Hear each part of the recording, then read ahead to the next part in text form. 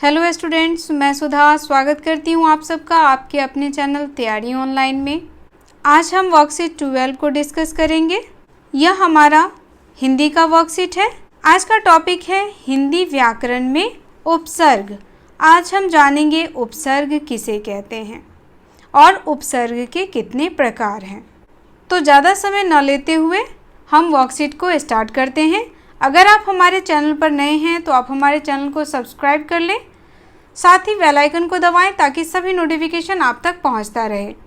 सबसे पहले हम जानेंगे उपसर्ग क्या होता है और उपसर्ग किसे कहते हैं। जो शब्दांश शब्दों से पूर्व लगकर उनके अर्थ में विशेषता या परिवर्तन ला देते हैं, उपसर्ग कहलाते हैं। यानी किसी भी मूल शब्द में अगर हम उपसर्ग जोड़ते हैं तो वहाँ क्या हो जाता है, एक नया शब्द बन जाता है। तो जय के आगे हमने लगा दिया वी जोड़ जय, तो यहाँ पे क्या हो गया, विजय, यानी कि विजय होना, सफल होना। इसका एक नया अर्थ मिल गया हमें। और यह जो पहले जय था उसका रूप भी परिवर्तित हो गया।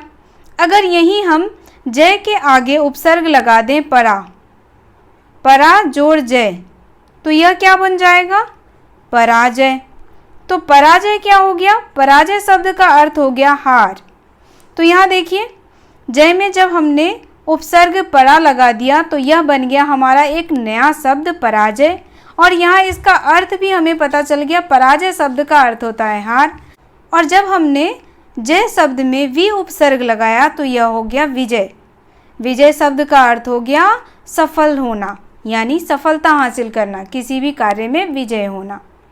तो यहाँ देखा, उपसर्ग किसी भी मूल शब्द के आगे जब हम उपसर्ग लगाते हैं तो उस शब्द के अर्थ में क्या हो जाता है, परिवर्तन आ जाता है और उसका एक अलग ही अर्थ निकलता है। चलिए आगे देखते हैं। हम बातचीत में कभी कभी एक ही शब्द का कई बार प्रयोग करते हैं और कभी कभी कुछ शब्दों में जोड़ घटाकर नया शब्द बना लेते हैं। यह कार्य कोई विद्वान नहीं, सामान्य व्यक्ति भी कर सकता है। अब जैसे यहाँ हमने किया, जय शब्द के आगे वी लगा दिया तो यह विजय हो गया, और जय शब्द के आगे हमने उपसर्ग परा लगा दिया तो पराजय हो गया। शब्द निर्माण का यह कार्य जाने अनजाने में होता रहता है। जब तक हम नहीं जानते हैं कि हम इसे उपसर्ग कहते हैं या इसे प्रत्यय कहते हैं या कुछ भी कहते हैं, जब तक हम नहीं जानते हैं तब तक शब्द निर्माण का जो यह कार्य है वह होता रहता है। सजग रूप से यह कार्य व्याकरण में उपसर्ग, प्रत्यय, संधि, समास आदि द्वारा किया जाता है और इससे हमारी भाषा मजबूत होती है। आइए समझते हैं उपसर्ग क्या है। अभी तक हमने उपसर्ग का परिभाषा जाना, उपसर्ग किसे कहते हैं, और आगे भी हम उपसर्ग को बहुत ही अच्छे से जानेंगे। तो चलिए आगे देखते हैं। उपसर्ग दो शब्दों उप जोड़ सर्ग के मेल से बनता है। उप शब्द का अर्थ होता है समीप और सर्ग शब्द का अर्थ होता है सृष्टि या बनना या निर्माण होना, जिससे इसका अर्थ पास में बैठकर दूसरा नया अर्थ वाला शब्द निर्माण हो जाता है या बन जाता है। जैसे हम लोगों ने अभी देखा कि हम लोगों ने किस प्रकार एक शब्द लिया था जय, यह हमारा मूल शब्द था, और इस मूल शब्द के आगे जब हमने उपसर्ग जोड़ा तो इसके कई अर्थ निकल आए। आगे देखिए, यहाँ उदाहरण भी दिया हुआ है। हार के पहले प्र उपसर्ग लगा दिया गया तो एक नया शब्द प्रहार बन गया, जिसका नया अर्थ हुआ मारना। अब देखिए यहाँ पे हार यानी आभूषण, या हार यानी हारना, ठीक है। तो यहाँ हार जो है यह एक मूल शब्द है। मूल शब्द के आगे जोड़ा गया प्रत्यय प्र।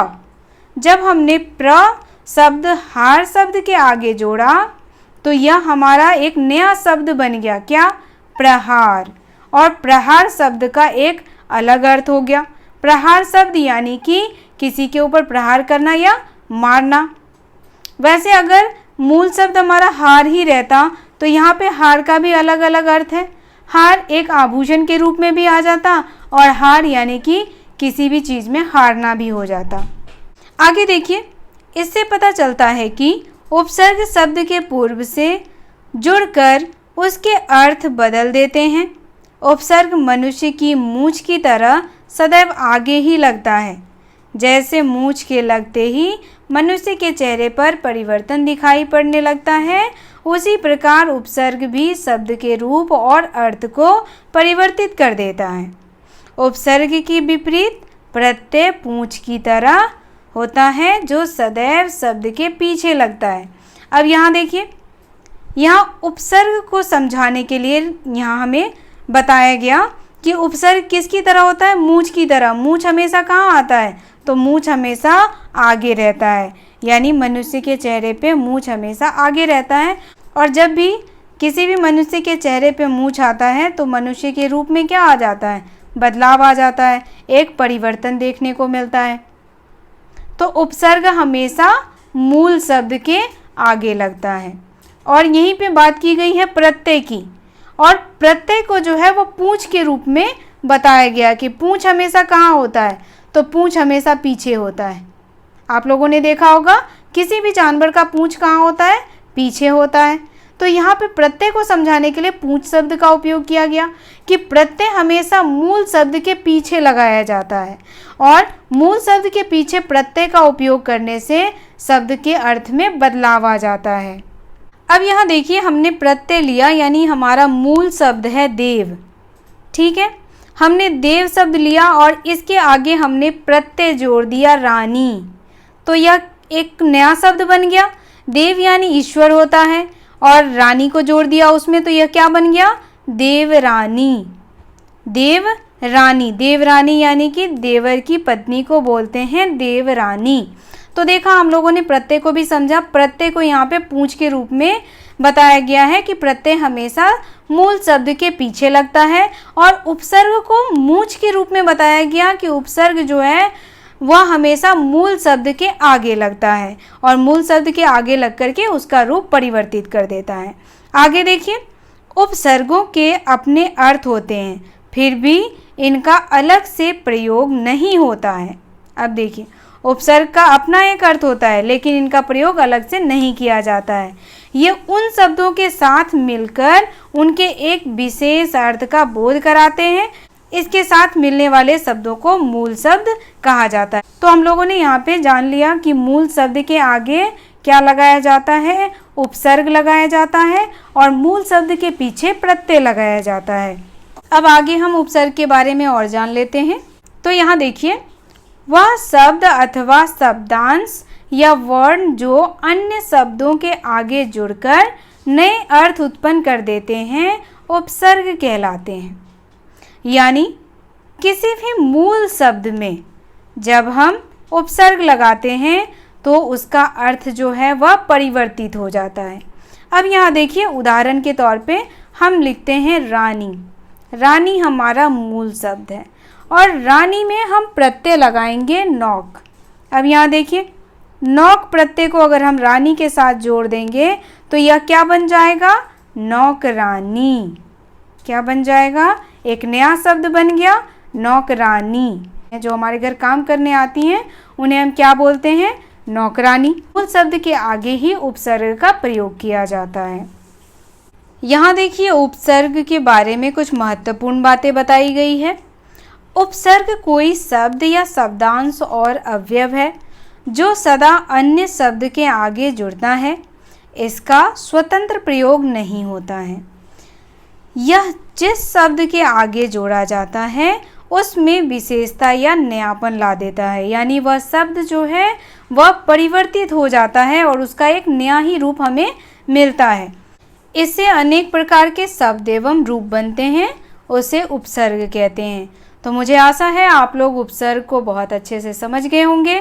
अगर आपको उपसर्ग अच्छे से समझ आया है तो आप हमें कमेंट करके बताएं।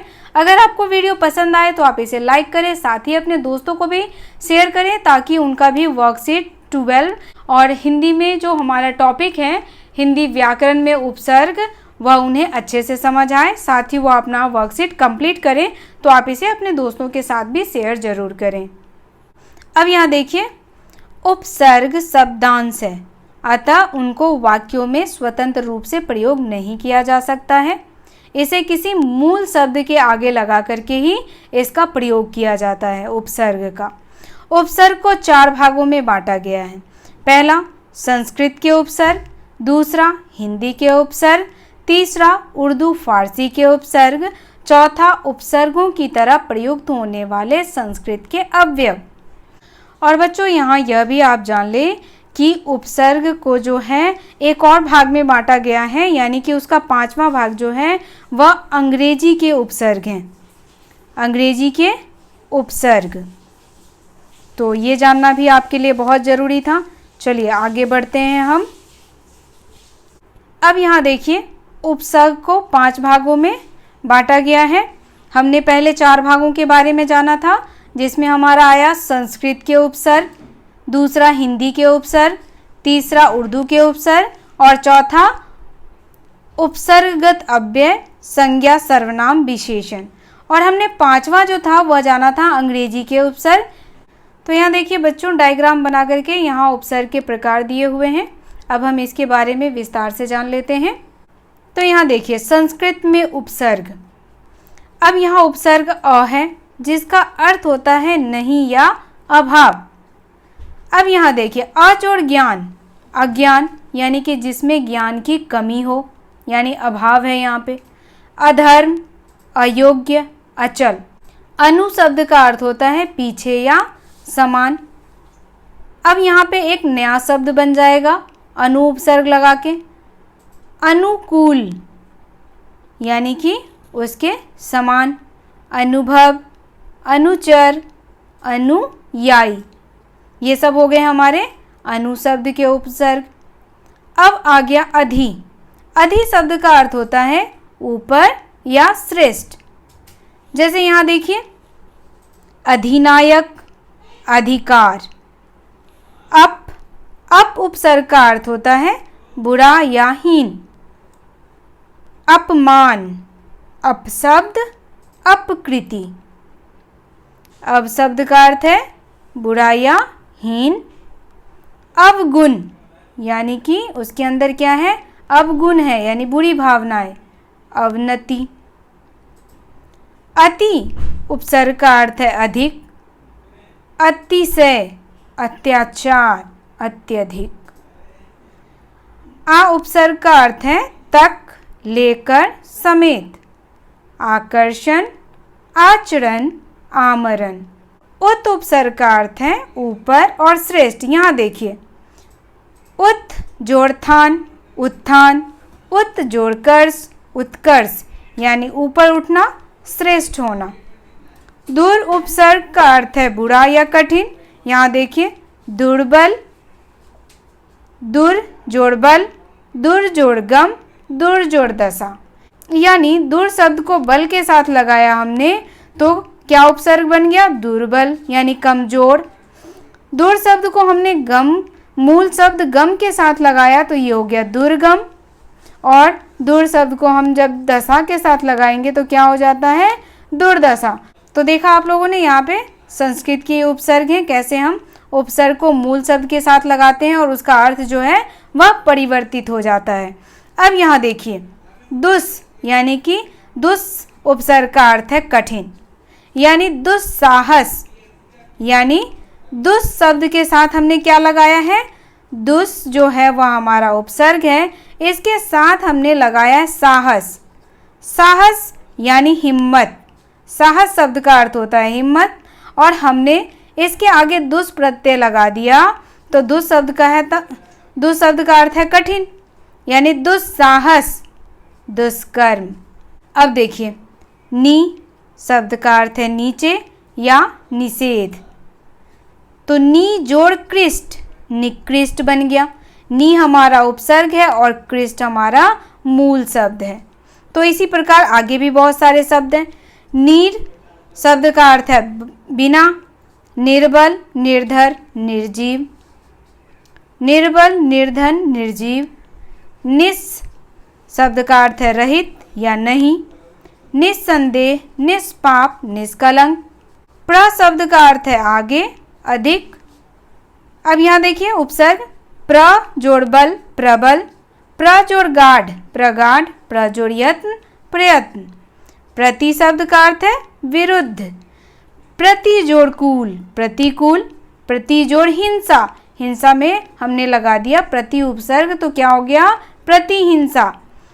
वि उपसर्ग का अर्थ होता है विशेष या रहित।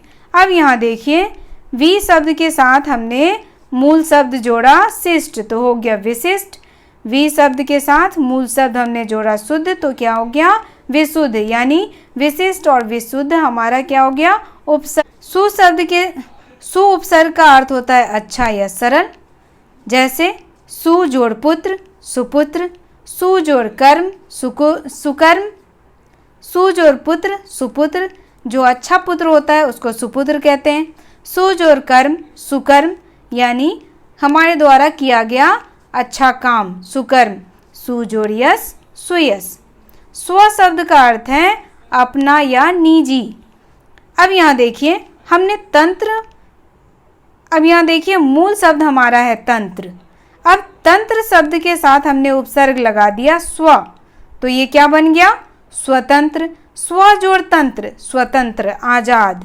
स्व जोड़ कर्म स्वकर्म, यानी कि स्वयं का कर्म। तो यहाँ जब हमने मूल शब्द में उपसर्ग को जोड़ा तो यहाँ जो हमारा मूल शब्द था उसमें परिवर्तन आया और उसके अर्थ में भी परिवर्तन आ गया। चलिए आगे देखते हैं। आगे हमारा है हिंदी में उपसर्ग। उपसर्ग है हमारा अ शब्द का अर्थ है अभाव या निषेध। उदाहरण देखिए, मूल शब्द हमारा मर है, मर में हमने जोड़ दिया उपसर्ग अ तो ये क्या बन गया अमर। अ जोड़ पढ़, अ शब्द के साथ मूल शब्द लगाया पढ़ तो ये हो गया अपढ़। अ जोड़ चेत अचेत। अध शब्द का अर्थ होता है आधा। अध जोड़ जला, अध यानी कि आधा और मूल शब्द है हमारा जला। जला इट मीन्स कि जलना। अध जला आधा जला हुआ। अध पका आधा पका हुआ, यानी शब्द का अर्थ जो है वह परिवर्तित हो जाता है। अब यहाँ देखिए जला यानी कि जला हुआ और पका यानी कि पका हुआ। अब हमने इसमें जो उपसर्ग है अर्ध जोड़ दिया तो ये क्या हो गया अध जला यानी कि आधा जला हुआ और अध पका यानी आधा पका हुआ। ऊन शब्द का अर्थ है कम और ऊन का उपसर्ग और उन उपसर्ग को हमने लगा दिया चास के साथ तो ये क्या हो गया 49, यानी ये हो गया हमारा 49 संख्या और 59। आगे देखिए क और कु, इस उपसर्ग का अर्थ होता है बुरा, यानी कपूत। जो अच्छा पुत्र नहीं होता है उसको कहते हैं कपूत, यानी क के पूत मतलब होता है पुत्र। पू शब्द का अर्थ होता है पूत शब्द का अर्थ होता है पुत्र और इसके साथ हमने उपसर्ग लगा दिया क तो ये क्या बन गया कपूत, यानी कि जो पुत्र अच्छा नहीं हो। कुमार्ग यानी गलत रास्ता। कुरूप। अब देखिए नी उपसर्ग का अर्थ होता है अभाव या नहीं। जैसे डर के साथ हमने नी उपसर्ग लगा दिया तो क्या हो गया निडर, जो कभी डरता ना हो। भर शब्द का अर्थ है यहाँ पे पूरा, यानी भर मार। मार शब्द के यानी मार जो हमारा मूल शब्द है उसके आगे हमने लगा दिया उपसर्ग भर तो ये हो गया भर मार, यानी बहुत सारा। भर पेट यानी पेट भर के खाया। चलिए आगे देखते हैं।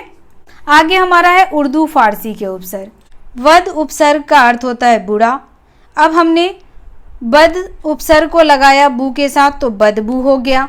वद किस्मत, किस्मत मूल शब्द है हमारा, इसके साथ हमने वद लगा दिया तो क्या हो गया बदकिस्मत। वे उपसर्ग का अर्थ होता है रहित, जैसे बेईमान बेरहम। हर शब्द का अर्थ होता है प्रति, यानी हर एक हर रोज, यानी एक जो है वह हमारा मूल शब्द है और इसके साथ हमने उपसर्ग जोड़ा हर तो ये क्या बन गया हर एक। अब देखिए यहाँ ना उपसर्ग का अर्थ होता है नहीं। अब हमने ना उपसर्ग को लगाया लायक के साथ तो यह क्या बन गया नालायक। एक अलग ही अर्थ हमें बता रहा है यहाँ पे। जैसे ना चीज, चीज शब्द के आगे हमने ना उपसर्ग लगाया तो ये हो गया ना चीज। खुश, खुश शब्द का अर्थ होता है अच्छा, जैसे खुशबू खुश नसीब। ला उपसर्ग का अर्थ है रहित और यहाँ देखिए चार, चार जो है यह मूल शब्द है, इसके आगे हमने ला उपसर्ग लगा दिया तो ये हो गया लाचार और लापता। तो यहाँ देखिए जितने भी हमने शब्द अभी पढ़े हैं ये सभी उर्दू फारसी के शब्द हैं। अब यहाँ देखिए अंग्रेजी के भी कुछ उपसर्ग हम जान लेते हैं। जैसे हेड शब्द के साथ अगर हम जोड़ देते हैं मास्टर, मास्टर हमारा मूल शब्द हो गया। अगर हमने यहाँ पर हेड उपसर्ग के साथ मूल शब्द लगा दिया तो ये हमारा क्या बन गया, हेड मास्टर। वहीं सब जो शब्द है वह किसका है, अंग्रेजी का उपसर्ग है। और इसके साथ अगर हम लगा देते हैं इंस्पेक्टर, इंस्पेक्टर, तो ये क्या हो जाएगा, सब इंस्पेक्टर। डिप्टी के साथ लगा दीजिए कलेक्टर तो डिप्टी कलेक्टर। वाइस के साथ लगा दीजिए प्रिंसिपल तो क्या हो जाएगा, वाइस प्रिंसिपल। तो देखा आप लोगों ने अंग्रेजी के उपसर्ग। तो ये जितने भी उपसर्ग थे वो आपको ध्यान रखना है और आपके जो भी वर्कशीट में आपको वर्क मिला है उसे कंप्लीट करना है। अगर आपको वर्कशीट के वर्क को कंप्लीट करने में कहीं भी प्रॉब्लम होती है तो आप हमें कमेंट करके बता सकते हैं। आपको वीडियो कैसा लगा आप हमें कमेंट करके बताएं। अगर आप हमारे चैनल पर नए हैं तो आप हमारे चैनल को सब्सक्राइब कर लें। वीडियो पसंद आए तो इसे लाइक करें और साथ ही अपने दोस्तों को भी शेयर करें ताकि हिंदी में जो हमारा हिंदी में आज का टॉपिक था हिंदी व्याकरण में उपसर्ग, वह आपके दोस्तों को भी समझ आए और वह भी अपना वर्कशीट कंप्लीट कर सकें। तो मिलते हैं अगले वीडियो में। आप सबका धन्यवाद।